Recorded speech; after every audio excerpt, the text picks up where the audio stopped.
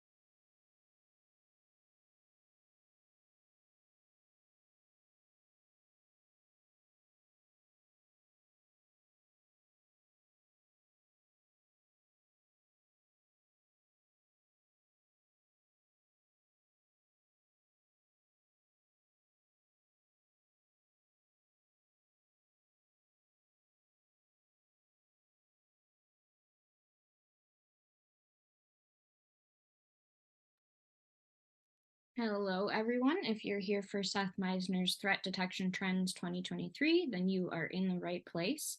We'll be getting started at the top of the hour in just about 5 minutes. In the meantime, sit back, relax, maybe get a cup of coffee or a beer if you are in the correct time zone for that.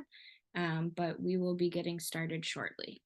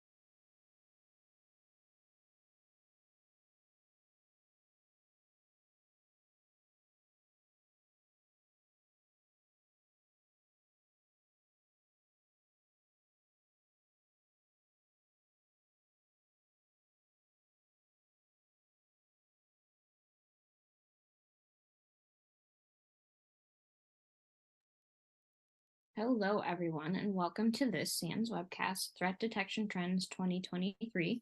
My name is Emily Polly Newens. I'm the Product Marketing Manager for the Cyber Defense curriculum here at SANS, and I will be moderating today's webcast. Today's featured speaker is Seth Misenar. Seth is a Principal Consultant at Context Security and a SANS Faculty Fellow. Seth teaches and co-authored Management 414 SANS Training Program for CISSP certification and SEC 511 Continuous Monitoring and Security Operations. If you have any questions for Seth during the webcast, please enter them into the Q&A window at any time. Please note that our webcast is being recorded and will be available for viewing later in your SANS account under My Webcast. And with that, take it away, Seth. Awesome. Thank you, Emily. How's everybody doing? Good morning, or at least morning for me. I don't know what time it is where you are in the world or when you're actually watching this, so we'll just go with morning. So a little bit of a bait and switch here.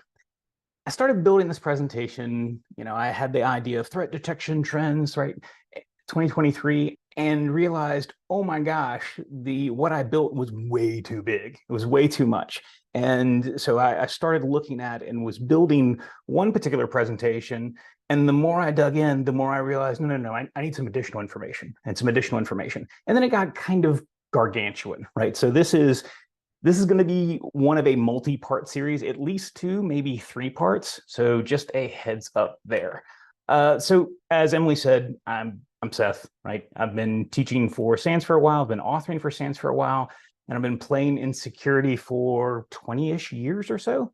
This is my resume. This is the first time I built a resume since like the George W. Bush administration. My wife got really concerned when I told her I was building a resume. I'm not entirely sure why I did. My daughter showed me Canva, and I was like, oh, I want to play with that. So I did, and that's that. But let's jump in. So we're looking at adversaries. We're considering adversaries. We're considering maturation of our threat detection, but also our threat protection capabilities. And as you know, we still have substantial need for improving our games. Adversaries are not abating. They're not getting slower. They're not getting less sophisticated. And although we have greatly improved the visibility, the observability capabilities, we still seem to be problematic, right? We still seem to have problems with successfully protecting and detecting adversary activity. And the more I was building that initial talk that was really focused on, oh, what things have changed, the more I realized that while, yeah, things have changed, the fundamentals are still the fundamentals. And one of the really disturbing things that I found when kind of digging in and doing more research was just how common it was to encounter situations, even trends that were looking at organizations that seemingly had failed at just the basics. And there's a reason that we fail at the basics, but that's going to be a later part of the talk where we're going to dig into things like complexity and cloud, and that's going to be kind of a later part. But so one of the things that I realize that I think there's a distinct need for is an appreciation that although the rate of change has just increased, right? The breakout speed, the dwell time, those are all painful for us. Still, the standards absolutely matter. And one of the challenges when we're trying to deal with protection and detection at pace, with the speed with which adversaries can move and can cause damage, one of the things that we really, really have to lean on is a tremendous amount of standardization. And then, of course, cue the XKCD comic about standards. Hey, you know what? We have 14 different standards. Yeah, okay. So we need one universal standard. Yeah, and then we have 15 standards. But the idea of having standards, one way that we characterize this in another class that I teach for SANS, Sec 450, it's like baby 511. That's how I view it. It's like, more junior analyst and security operations folks, is we characterize this as a way of reducing cognitive load. And, having all sorts of different frameworks and standards and ways of communicating, that's seemingly a good thing, but it can be utterly overwhelming. So we're going to focus in on 2 things. Now, there really is a third that I'd like to put in here, but I kind of pumped the brake on it because NIST is at this kind of in-between stage where cybersecurity framework 1.1 is out there still. but Cybersecurity Framework 2.0 is in draft format and they're accepting comments on that. So I decided to just stick with CIS and then some aspects of Mitre. Center for Internet Security is, I've been aware of CIS for more years than I can remember. And the first thing that really stuck out in my mind and kind of my first entry to them was their benchmarks. Their hardening guides, configuration guides, how do we lock down blah? And blah is a lot of things. It's not just Windows operating systems or Linux operating systems, it's applications, it's hardware, it's just all over the place. Vast, really, really impressive collection of benchmarks for hardening. They have kind of leaned into that more heavily, especially in the cloud perspective, and said, hey, okay, well, you can take this guide and you can do it yourself, but we also have some kind of pre-hardened images. So you can, go and grab and instantiate something, spin something up that's already been hardened according to CIS level 1 benchmark for this particular operating system.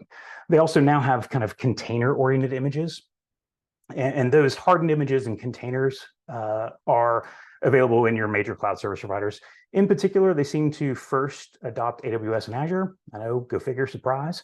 But the piece that I want to lean into is the CIS controls. And to me, this is a really substantial standard. It's just 18, right? It used to be 20, now it's 18. So that's like way, way easier for us to achieve. Now, of course, 18 controls, these controls are kind of big. So we'll see what those other little numbers here mean in a second. We have control 1 with 5 safeguards, and then we have IG1, IG2, IG3. We have, control 8 with 12 safeguards. Well, what does that mean? It means that, of course, there's more than just 18 things that we need to do. But the idea here is that this is a decent way of rolling it up and coming up with some fairly broad but specific areas. Now, I remember the first time I got exposed to what's now the CIS controls, it was called the CAG, the Consensus Audit Guidelines, like way, way back in like 2008, 2009 timeframe. And one, it was a terrible name, but it had the word audit in it, so I wasn't going to look at it.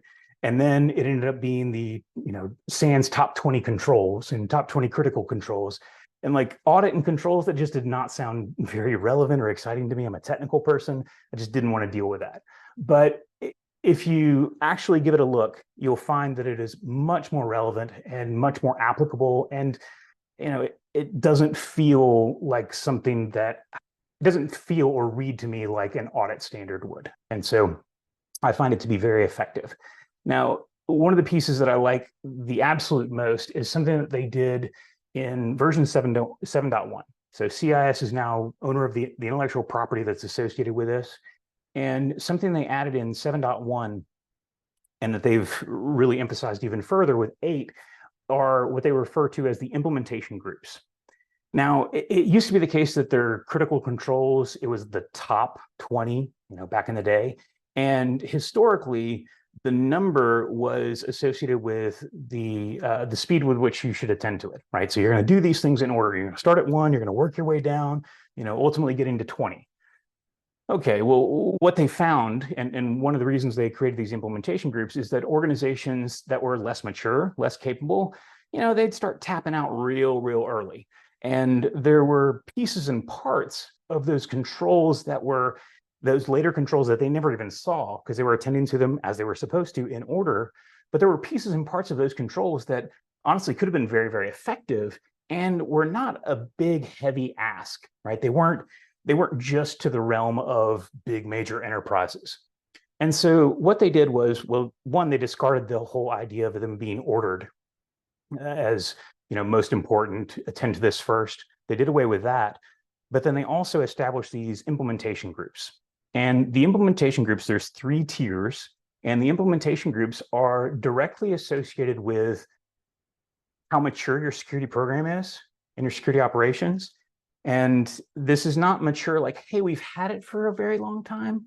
Because I've seen organizations, I've worked with organizations that have had security professionals and they've had folks in charge of security for a very long time. And I would still characterize them as failing at IG1, right? So just because you have a history does not mean that you're necessarily at a higher level. But IG1, it initially was referred to as the basic cyber hygiene. They've now started referring to it as the essential cyber hygiene. And some of the controls, like Control 16 in particular, Control 16 is not even included at all in IG1. So it's a very, very small or smallish subset of safeguards that are intended to be the essential cyber controls, cyber safeguards that you can implement. IG2, okay, well, your organization has already implemented IG1. You're a bit larger, a bit more complex. You've got dedicated security professionals. Then you might attend to IG2. IG3 is, yeah, we're doing it all, right? So you are, one of the ways that they differentiate this is that you have need of defending your organization against targeted attacks, and you have the money, the staffing, the wherewithal to do this. So that's kind of the intent. So there's particular safeguards of the 150 some, there's particular safeguards that are associated with these IG levels. Now, one of the reasons that I'm leaning into this, this has been around for a very long time, but one of the reasons I'm leaning into this is because I've found them to be extremely effective. Now, how do you characterize the effectiveness of these controls? So, I've always heard, oh, they're best practices. Oh, these are really effective, but how effective? And that's a project that CIS created called the Community Defense Model. They're now on 2.0. They haven't updated it for the latest and greatest version, but it's still pretty darn relevant. What they did with the Community Defense Model is they said, okay, we're going to look at what are the most significant types of attacks. So the most significant types of attacks, and then we're going to look at what those attacks look like in Mitre attack speak, and we'll talk about that shortly. But what those attacks look like, what those techniques look like, and then we're going to see, well, do we have safeguards that directly attend to those? So, you're comparing, hey, there's all these attack techniques, right? There's these 400 some sub techniques in Mitre attack. We've got these 150 something safeguards. What's the delta between these two? Are these safeguards that have been highlighted for years, are they really that effective? And that's kind of the idea. Now, rather than just looking at all of the techniques, all the sub-techniques specifically, they looked at adversaries from, well, they focused in on the top 5 attack types, and they focused in on the top 5 attack types, and then also just kind of regardless of the top 5 without any limiting, they looked at the sub techniques. And what they found, and I'm going to just caveat this number for a second, and I'll attend to and kind of explain what it means later.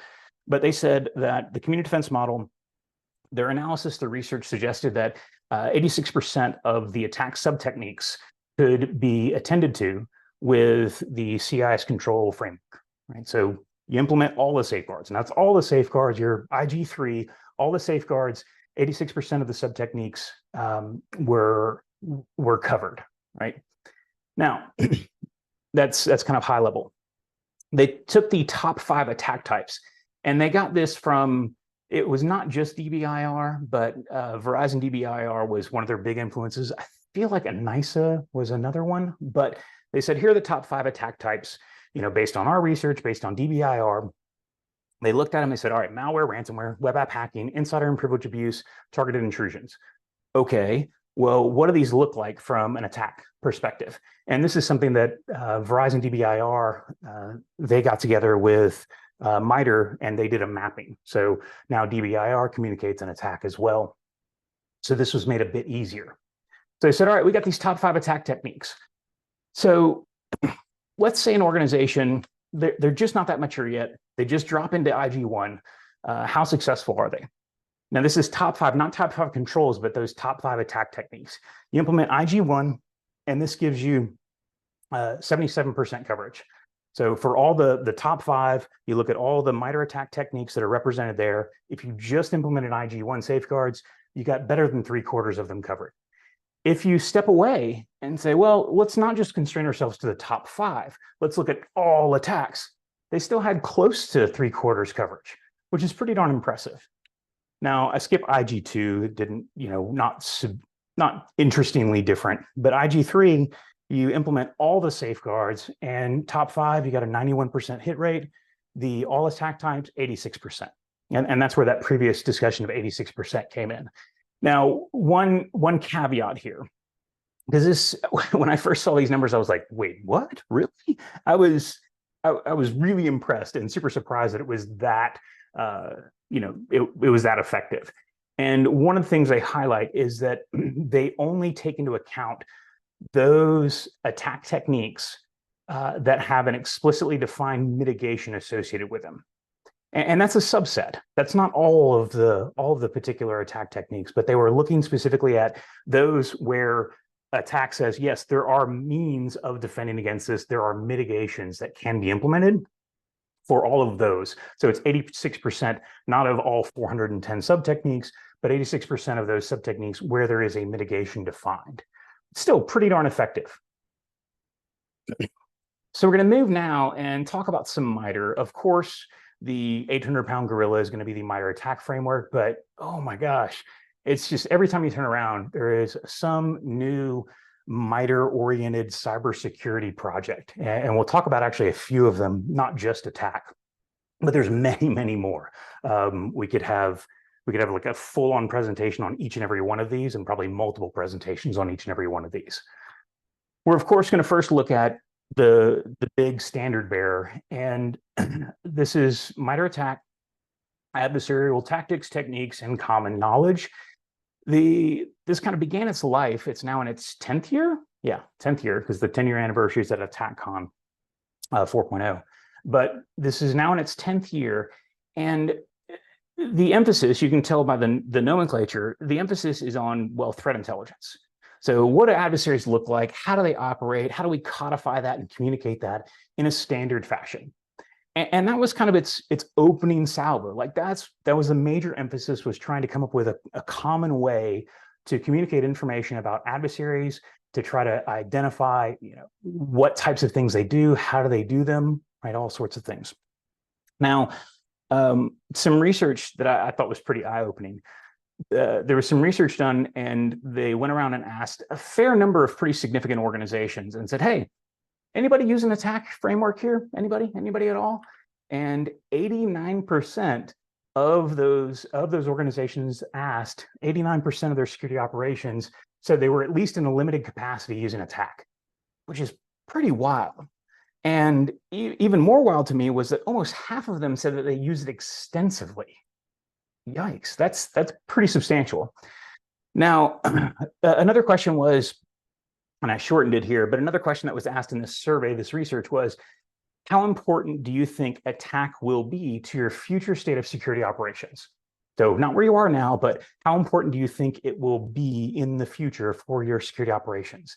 90% said critical, 62%, at least 62% said very important. And then 15% said, that's only important.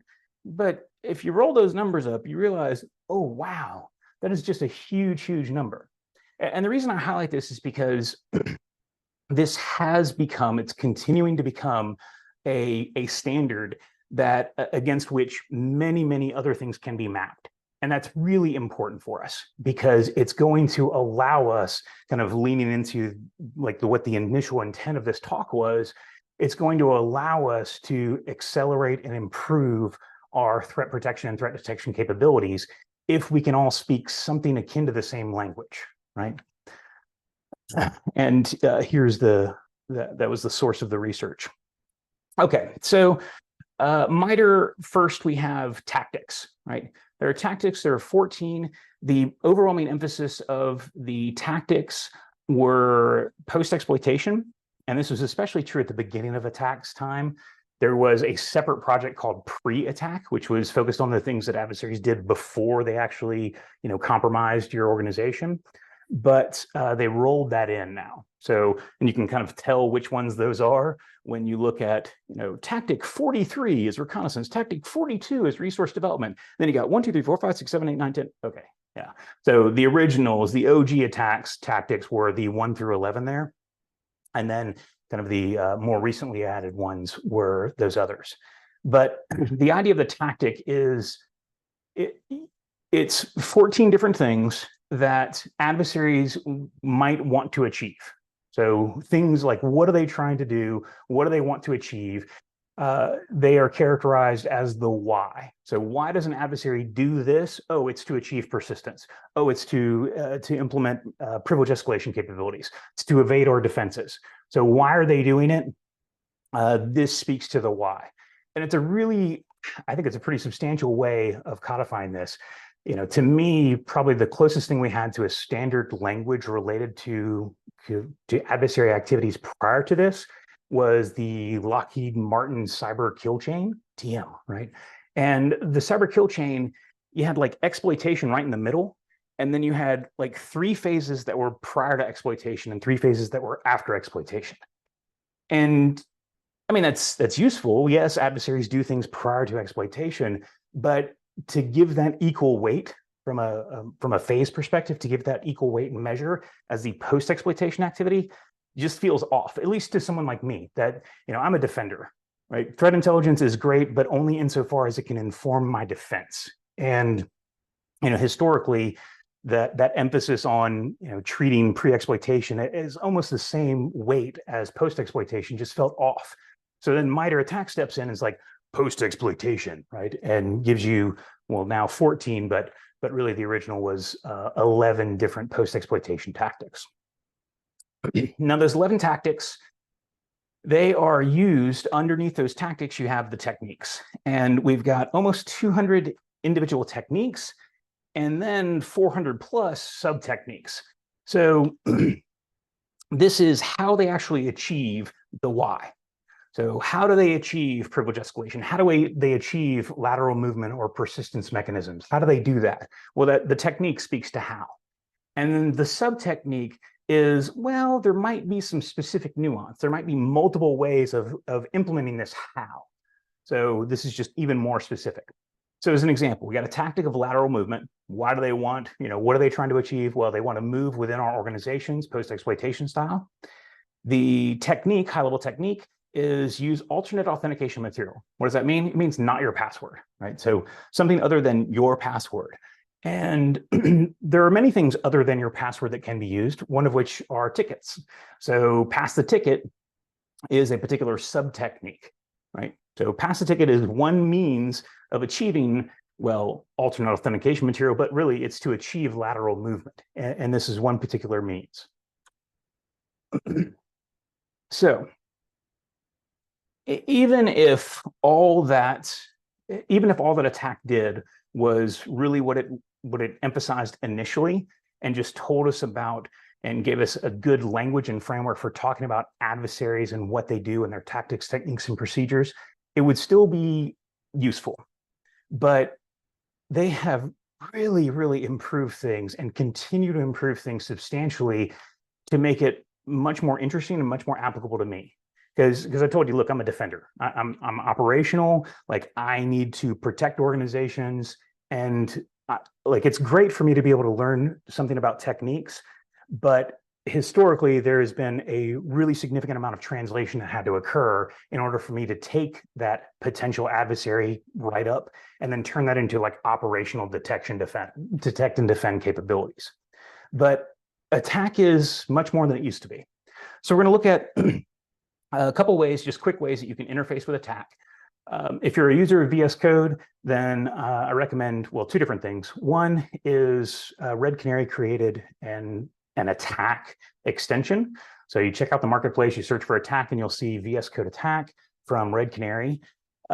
This is the idea is to limit the number of times or limit the likelihood that you'll need to jump out of code to hit a web browser to then hit Mitre attack. Right, so it's trying to make it so you have less context switching involved. So with the install, you know, now you have your little command palette, and you can search for Mitre attack techniques. So in your command bar, and that's useful in and of itself.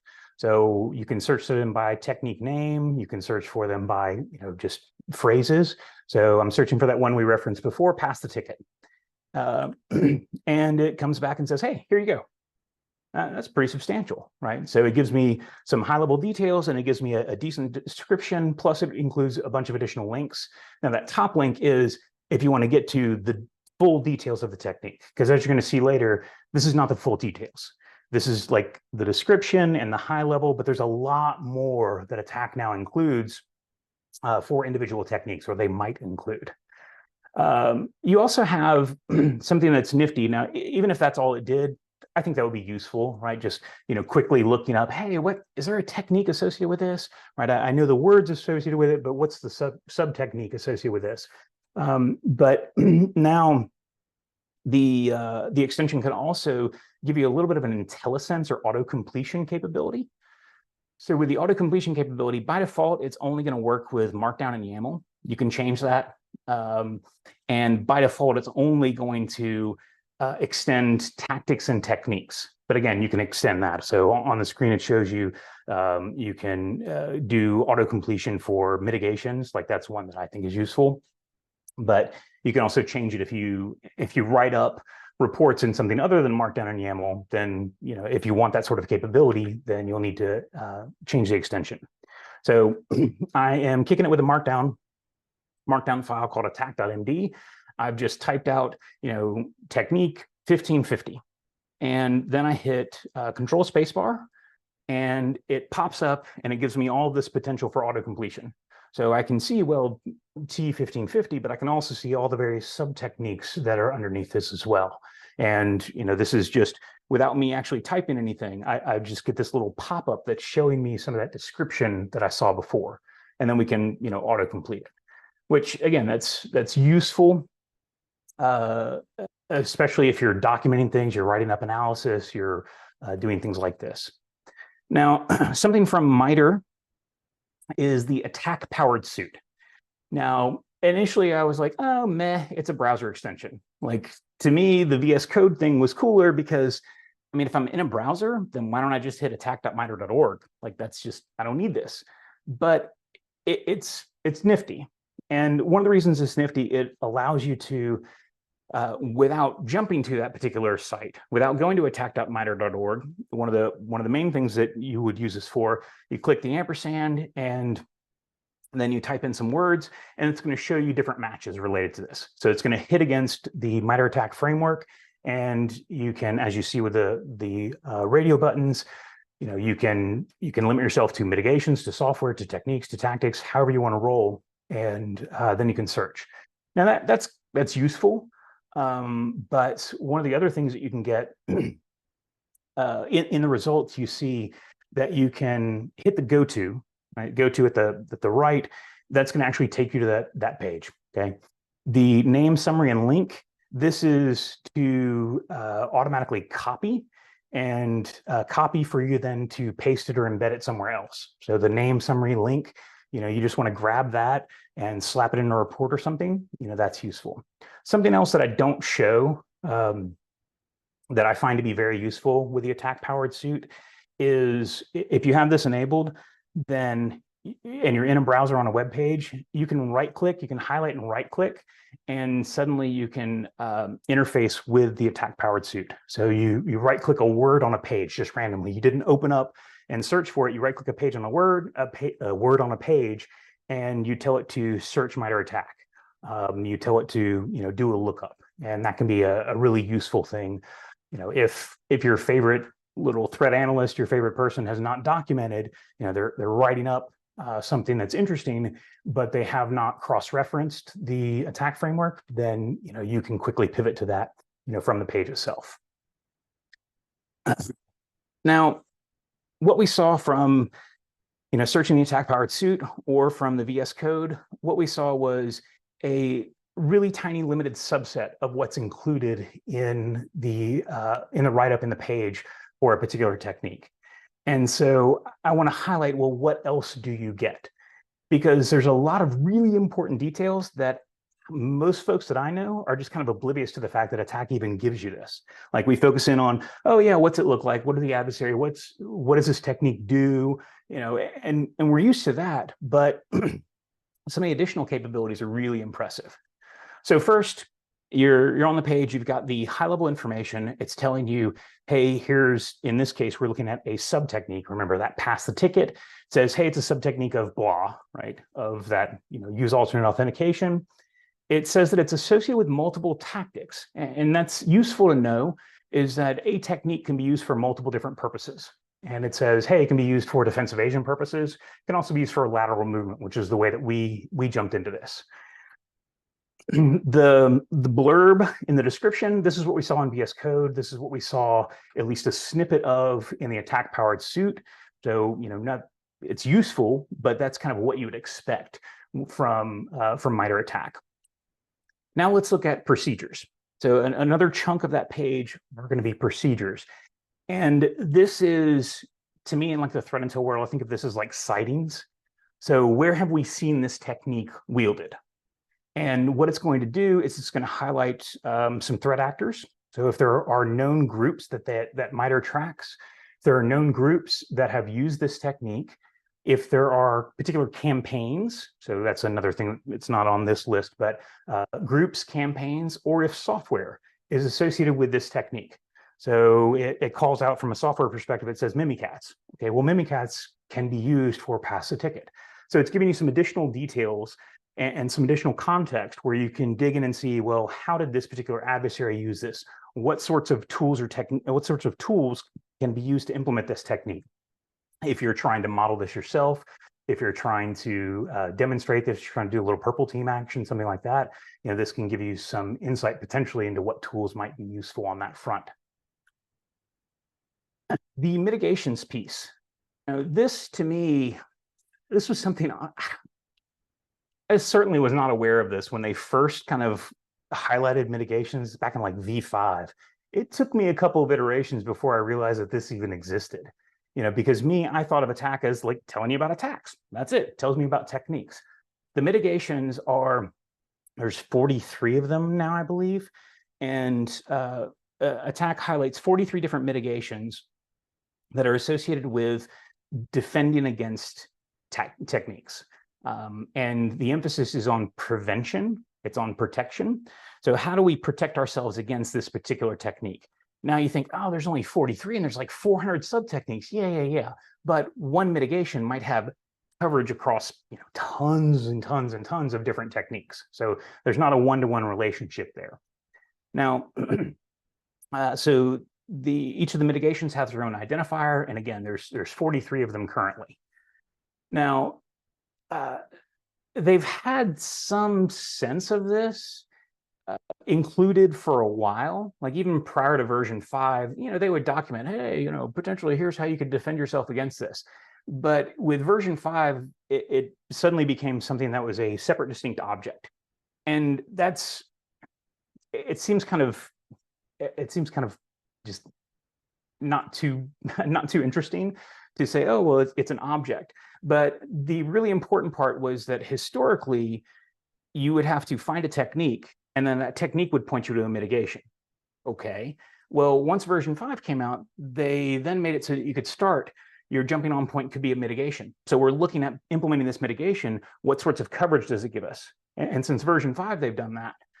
But now, more recently, they have really, really stepped up their game with respect to the detection side of the world. So mitigations, that's been there for a long time, but the detection side of the world, they have had something, but it was usually just kind of hey, someone threw a little note to self in there. It wasn't really anything structured. It wasn't really anything that substantial. But in recent iterations, Mitre attack has, they've highlighted data sources, and I think there's 41 of them now, 41 individual data sources. And these data sources are associated with, well, detection. So how do we detect an adversary wielding this technique? Okay, data source tells you where you're going to get this information from. And then it's going to, then the data source can also include detection details that says, here's the component of this source that you're going to look at. So you've got, here's the source of information, here's the detection. The collection layer indicates where you could get this from. Okay. Now I'm going to flip back 1 second. Something that it was added in the most recent iteration. So last April, or this April 23, we got attack version 13. And something they added was what they call detection pseudocode. And this is actually leaning on a different Mitre project called the Cyber Analytics Repository. So CAR, Cyber Analytics Repository, it's been around for a while. It's not a very widely known or very widely used, in my experience, project, but something they've done for years in the Cyber Analytics Repository is they've tried to give you something akin to, here's generically how we can describe what a detection would look like. In many respects, it feels very akin to Sigma, which we'll talk about in a little bit. And the idea now in version 13, now they've taken some of this. It's not for every mitigation, it's not for every detection, but they've taken some techniques and they've highlighted detection pseudocode. And the beauty here is that now, rather than them just saying, hey, well, go look in your source of authentication material and look at this, well, now they can give you kind of more specific details, and they will expand. So they have a detection pseudocode that might tell you to look at Windows event logs, and you're going to look at the security log, and you're looking at this event ID, but then what else? What might you need to exclude? What might you need to include? And they'll give you pseudocode for that. And right now there's still translation required, but my expectation is that there's going to be that the gap between CAR pseudocode and Sigma, they're not perfect one-to-one corollary. They don't match up perfectly, but can be quite useful. All right. So if you haven't looked at attack, it has become substantially more important for defensive purposes, and not just in the kind of the passing mention of, well, offense informs defense, right? Know the adversaries, okay, all that stuff. No, it's becoming more directly applicable to our world, our worldview as defenders and detection folks. Another Mitre project that is, I'm going to highlight more in the next part of this talk, is related to cloud. So this is Mitre Ingenuity CTID, cyber threat informed defense. And one thing that they did was they highlighted the fact that, look, cloud's hard, and there's a lot going on there. And they said, well, we've got all these different attack techniques, and they've started doing more and kind of mapping more. They've got cloud attack. It's part of the enterprise now, so it's just one big thing. It used to be kind of a separate matrix in and of itself. But they said, great, you've got all these attack techniques. Some of them are overtly relevant to cloud. Some of them are cloud specific. Well, how might you defend against this? And the answer for many or most of us is, I don't know, we'll figure it out. Hopefully we got a vendor for that. Well, what Mitre did for us was just something kind of beautiful. And they said, all right, if you're just going to use just what's available in that particular cloud service provider, here's how you can deal, right? Here's how you can protect or detect or respond to this particular Mitre attack technique using nothing but the cloud native tools. So their first one is taking Mitre attack and then doing an overlay into Azure. That was their first attempt. Microsoft was one of the partners on this front. There were others, but Microsoft was one of the research partners that helped perform this mapping. Now, if you have played with attack, then you're familiar with the eye chart that is the attack navigator. In truth, this is the less complex eye chart, because I just have the technique numbers rather than the names. But the idea here, they produced an attack navigator layer as well as a big write-up, but attack navigator layer, and they said, all right, well, here's the coverage. And so the colorization indicates to you whether it's protect, detect, respond, or kind of multiple, and it can give you a sense of coverage. So if you have particular interest, if you play in this space, if you play in Azure and you're particularly concerned about a type of technique, then you can step in here and it will say, all right, well, here are the different things you can do in Azure natively with Azure, right? There might be costs associated with it, but it means you don't have to get to another vendor and bring that other vendor in. Now, they have since done the same thing. They've done the same thing with AWS. Again, mapping, protect, detect, respond. And they did this with AWS. Amazon was not involved in the research. I'm not throwing stones. I just pointing out that they were not involved. And notably because Microsoft was directly involved with the Azure mapping, and Google was directly involved with the most recent mapping, which was like 2022. Now, I put down there, I didn't highlight it, but there's a release date for each of these. And that's incredibly important because I'm not sure if you've gotten the memo, but cloud can change every now and again. They change services. You're Microsoft, you change the name of everything, right? Just for all good reasons, I'm sure. But names are totally revamped on a regular. But one of the reasons I highlighted the release date was because these feel like kind of point in time proof of concept, and they're still relevant. Like, it's still really useful. You can still jump in and use the Azure and the AWS, even though they're older. Google Cloud one, that's a year old now. And yes, lots of things have changed, but there's still a lot of commonality. But to me, it would be vastly more impressive and important and useful if ideally the cloud service providers themselves, in addition to the community, if this is something that we took and we continually updated over time, as opposed to it being like, hey, wasn't that a cool research project? Man, glad we got that grant. One and done sort of thing. It's still useful as it is, but its utility is going to wane and wane and wane and wane the further removed from current day it is. So this is a call to anyone that plays in this space. You want to really contribute, then this would be a really good way of contributing, kind of updating and continuing to update this. They are open source projects. There's repos for them, but they're just not very actively maintained in my experience. Another fun Mitre Ingenuity CTID project that you want to have a look at if you haven't already are the attack evaluations.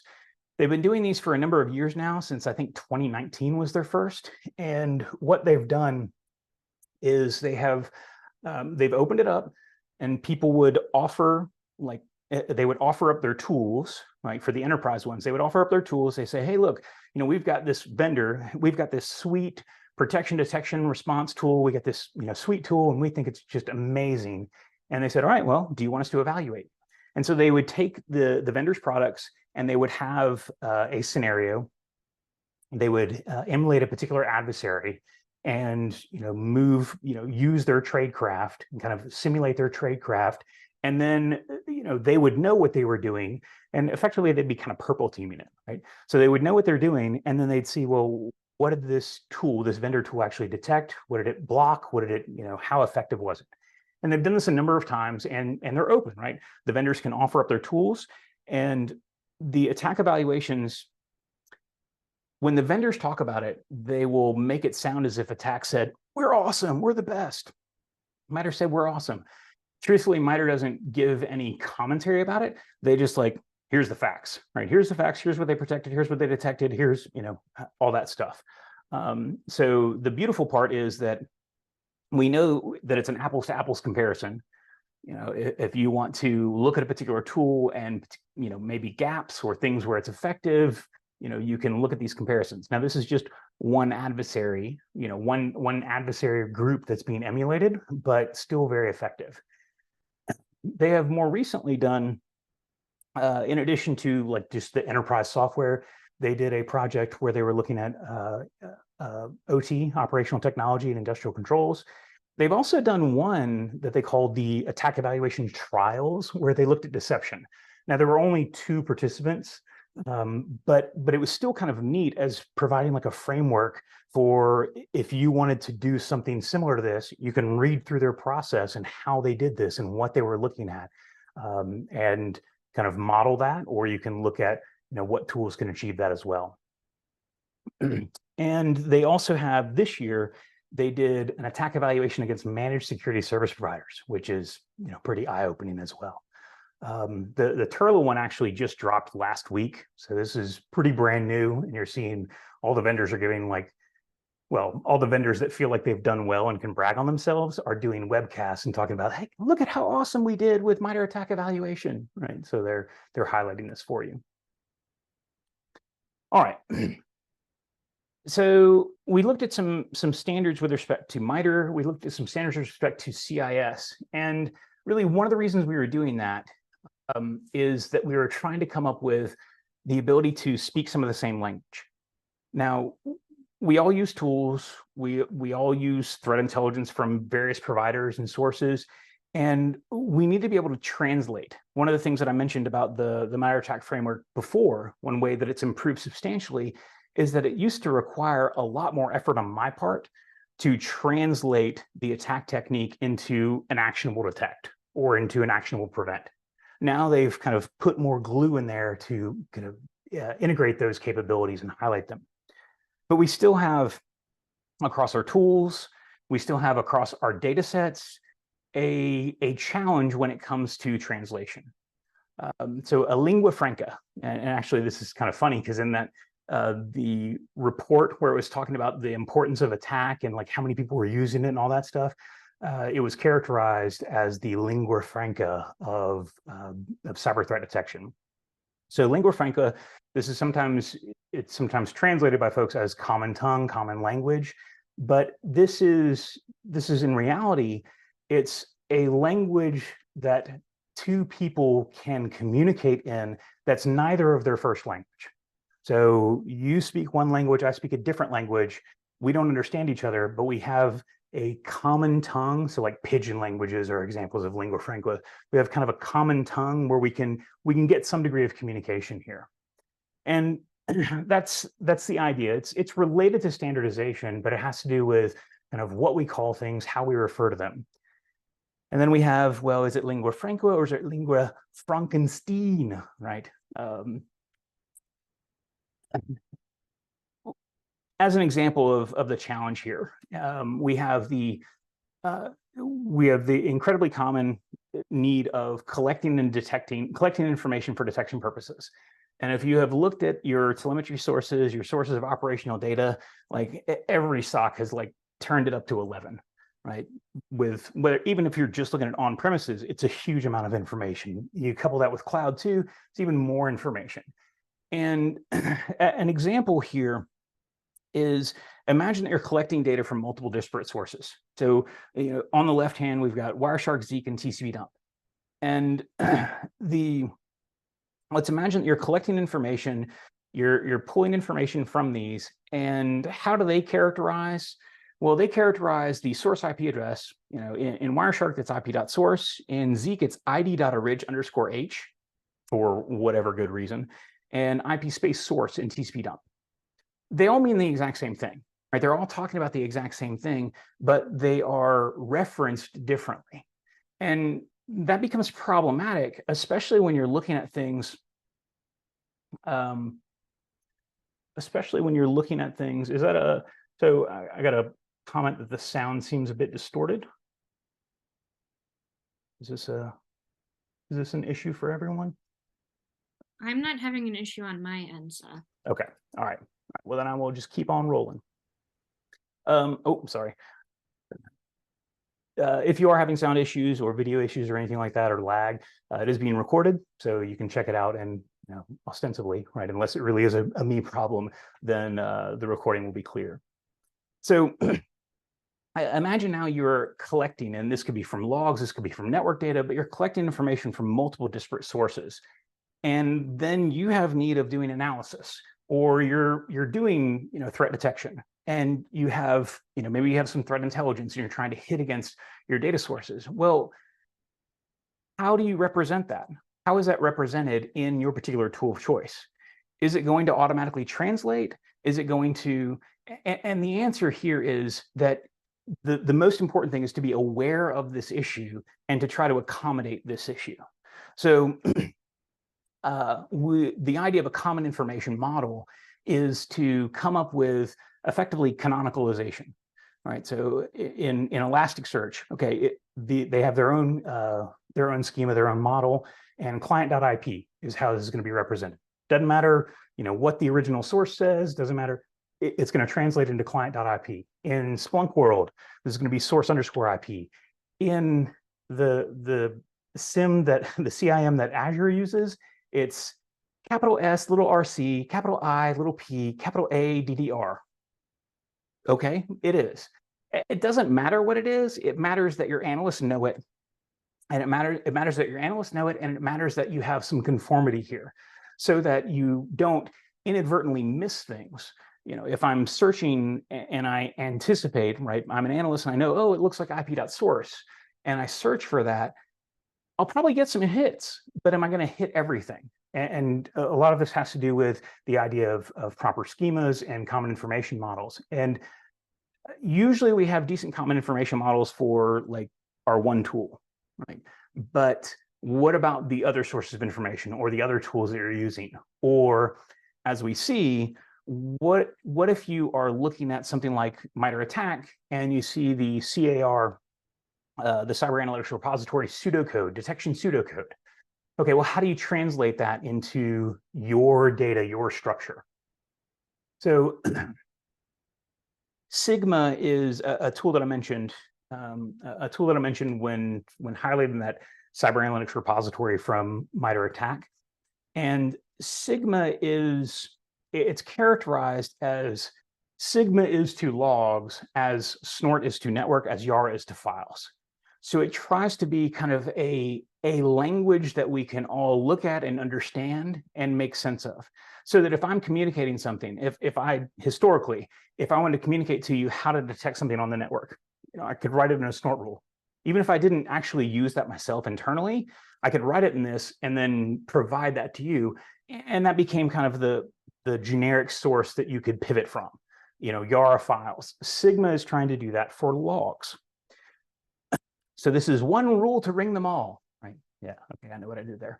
But the idea here is that this is trying to break out of the significant challenges and translational issues that we have with our vendor, our proprietary, or really just our individual specific sources of log information. Where do we go to hit this information? How can we take someone else's threat intelligence and translate that into and operationalize that for ourselves? So Sigma, it's this generic signature format, and there are some translation tools. The old school one was SIGMAC, and it's still relevant because it supports everything, right? Pi Sigma and Sigma CLI, that's their new way of doing it, but not everything is supported from a translation perspective. But the beauty here and the idea is that you can take a rule that's written in Sigma and you say, well, I don't actually use Sigma, I use Splunk, I use Elastic, we use Sentinel, we use Chronicle. And you can take the Sigma rule and you get it in that format, or you collect it from someone else in that format, and you say, all right, well, spit this out into Splunk speak. Okay, well, suddenly it's doing that translation for you. Now, that previous discussion of the common information model, that's going to be really relevant here because, Sigma has its own understanding of what these fields are going to be named and what the expectations are. So if you deviate, there can still be some translational issues, but you can kind of bake that in as well. So really useful. I mentioned specifically, this is useful for communicating threat intelligence, and this has actually been integrated into MISP for some time now, such that MISP is a threat intelligence platform. You're receiving information, you're communicating information. Well, it includes the ability for you to communicate Sigma as well. So that's really, really useful for us from a translational perspective. Another Mitre project is something that they did with respect to cloud, and this is the Cloud Analytics Project. They said, all right, well, what we need to do is we need to come up with a generic way of highlighting how you would detect this in cloud environments. And so they wanted to do this against Google and Azure at first, right? And the idea was that they were going to take, initially, what they wanted to do was they wanted to take an adversary, look at the way an adversary operates, and they wanted to take that and they wanted to translate that into, well, here's how you would detect this adversary operating in a cloud environment. And what they found was that's hard. That's really hard.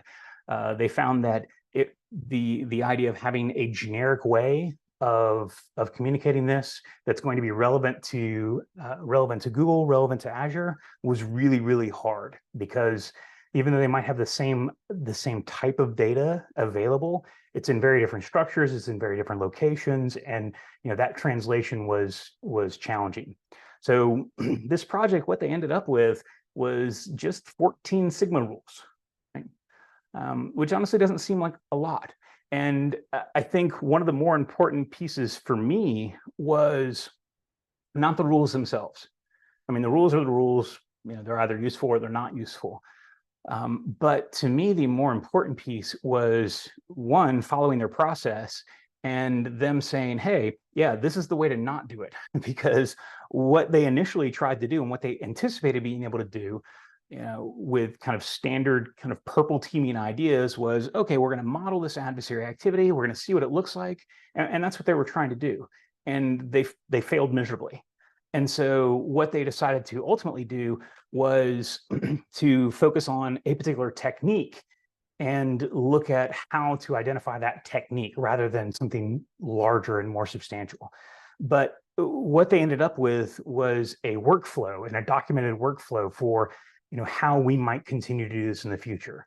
So how can we continually update and identify analytics? And you take some new threat intelligence, and this will be something in the next talk where we're looking at cloud conscious adversaries from highlighted in Red Canary, highlighted in CrowdStrike and Mandiant, and you look at how they're operating in the cloud. Well, how could you translate that into detecting those adversary activities in the cloud?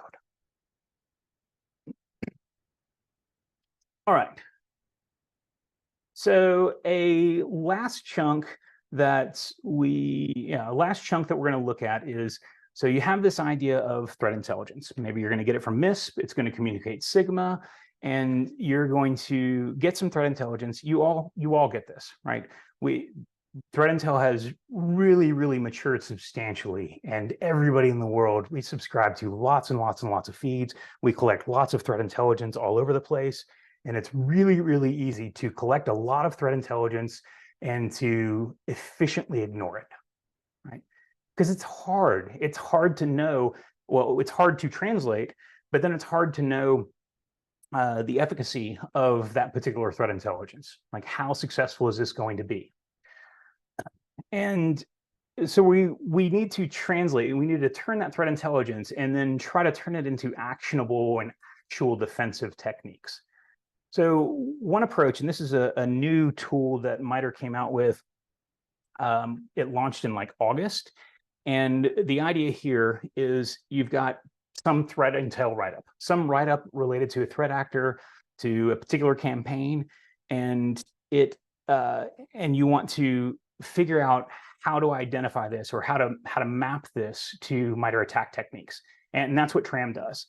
It is a large language model that has been trained specifically to identify certain techniques. And I highlight some because I think there's only about 50 or so initially of the 400 and plus sub-techniques. But still, the idea here is that you take a CTI report, you upload it to TRAM, and it's going to try to automatically identify any references to relevant techniques. So it supports PDF, docx, HTML, JSON text, and you can run this. It's got a container associated with it, so you can just download this, run this inside of a VM. This is just me running it in a simple little VM. And I'm going to first upload a report. So I took a case study. This is not an example of a good report that you should use because it had much more narrative. It was not specifically threat intel. But I uploaded it. Once I uploaded it, TRAM says, hey, it's in the queue, and it's going to take some time depending upon the resources that you throw to it. Then once it's done, it says, hey, you are now able to review this. It says reviewing 423. So with this report, TRAM analyzed it and said, hey, I got 423 possible matches related to the techniques. Now, in truth, there's a lot more noise here than you would hope to see from an actual threat intel report that's kind of specific to this. But it's still useful for us to be able to translate this into those Mitre attack techniques so that we can then use that as a pivot point to, okay, well, how do we mitigate this? How do we detect this? And that suddenly gives us kind of a reach it gives us more direct reach into lots of our other protective and detective capabilities if we can turn it into that Mitre attack. So I've decided, yep, this one looks good, and I agree with that. It gives us a confidence interval. I agree with that, and I accept it. And it's now documented that as a particular technique, right? So I can download the particular techniques, and I can see it mapped in there. Another tool and capability that Mitre came out with. Now this was earlier in the summer. This was like June. Is their CTI blueprints, and this to me is like TRAM is great. I love it, but ideally I would have better structured, better documented, more rigorous threat intelligence that I'm trying to consume. And so the idea of the CTI blueprints is to provide a structure and a means for us to build threat intelligence that's going to include all the details, include the structure that's necessary. And one of the things that we're increasingly finding is that there are a lot of different potential consumers of threat intelligence. Different people need this. It's not just for me, right? It's not just for the security operations teams. It's not just for incident response teams. It also can be from an executive perspective.